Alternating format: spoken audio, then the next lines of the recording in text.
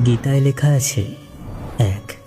যখন তুমি কষ্ট আর কটু কথা দুটোই সহ্য করতে শুরু করবে, তখন বুঝবে তুমি বাঁচতে শুরু করেছ। 2. যদি ভগবান আপনাকে অনেক বেশি অপেক্ষা করাচ্ছেন, তাহলে প্রস্তুত থাকুন। তিনি আপনাকে যা চেয়েছেন তার চেয়ে অনেক বেশি দিতে চলেছেন। 3. জীবন নিয়ে বেশি ভাববেন না। যিনি আপনাকে জীবন দিয়েছেন তিনি কিছু না কিছু ভেবেই দিয়েছেন। 4. শ্রীকৃষ্ণ বলেন, কাউকে দুঃখ দিয়ে আমার কাছে সুখ কামনা করো না, আর কাউকে যদি ক্ষণিকের জন্য সুখ দাও তবে তোমার দুঃখ নিয়ে চিন্তা করো না। 5.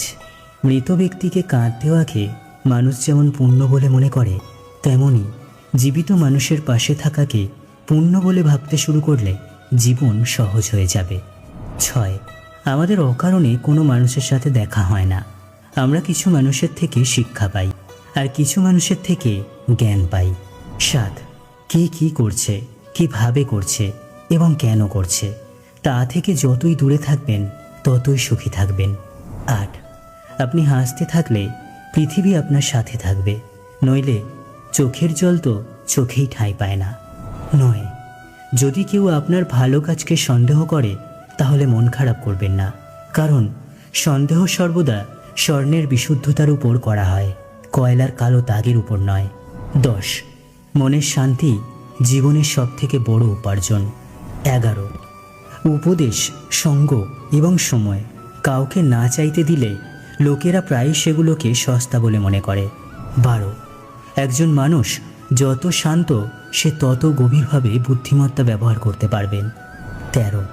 যেমন পাতা না ঝরলে গাছে নতুন পাতা আসে না, ঠিক তেমনই কষ্ট ও সংগ্রাম ছাড়া ভালো দিনও আসে না। 14. যে ব্যক্তি অল্পতেই খুশি তার কাছেই সবচেয়ে বেশি খুশি আসে। 15. যতক্ষণ আপনি ভয় পাবেন ততক্ষণ আপনার জীবনের সব সিদ্ধান্ত লোকেরাই নিয়ে নেবে। 16. যারা আপনাকে সময় দেয় তাদের প্রতি সর্বদা আনুগত্য এবং ঋণী হয়ে থাকবেন। 17. জীবনে অহংকার করো না, কারণ ভাগ্য সবসময় বদলায়, যেমনটি আয়না একই থাকে, শুধু প্রতিচ্ছবি বদলায়।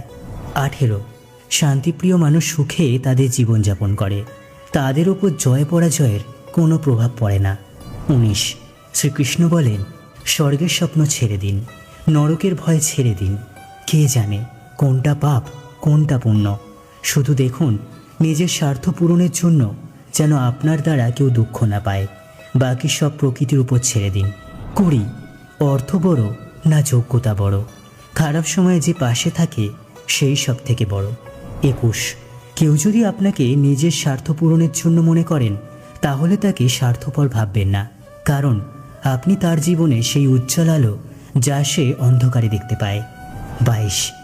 সবাইকে নিজের গোপন কথা বলবেন না, কারণ আজ যে আপনার সাথে আছে কাল সে আপনার বিপরীতেও যেতে পারে।